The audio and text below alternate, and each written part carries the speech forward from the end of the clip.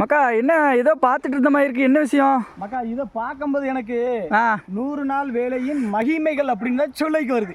ஏன்னு கேளு, 100 நாள் வேலை திட்டம் மக்களுக்கு அவ்வளவு பயனளிச்ச திட்டம். நல்ல திட்டம். எல்லா மக்களுக்கும் வேலை வாய்ப்பு வருமானத்தை ஏதோ ஒரு வழிய கவர்மெண்ட் காமிச்சிருக்கு. நம்ம அது தப்பு சொல்ல விடாது. 5 நாளாக ஆக்கிருக்கேன். ஆமாம், அதை நான் அப்ரிஷியேட் பண்ணி விடுறேன். ரைட். ஆனா இந்த மரம் நடுதாங்க.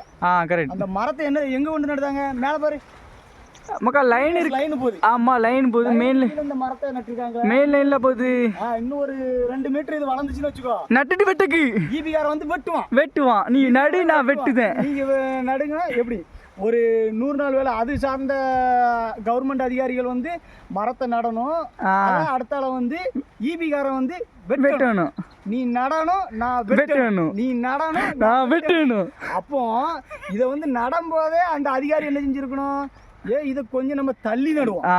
ரோட்டு ஓரத்தில் நம்ம பிளான் பண்ணோம்னா அங்கே ஃபுல்லாக லைனாக இருக்க, நம்ம இதில் கொண்டு போய் நம்ம மரத்தை நிறைய ஊரில் இப்படி தான் இருக்குது. எல்லாம் இருக்காங்க. அந்த அதிகாரிகள் அவ்வளோ படிச்சிருக்காங்க, எடுத்திருக்காங்க. கொஞ்சம் ஒரு யோசனை வேண்டாமாப்பா, இதில் ஒரு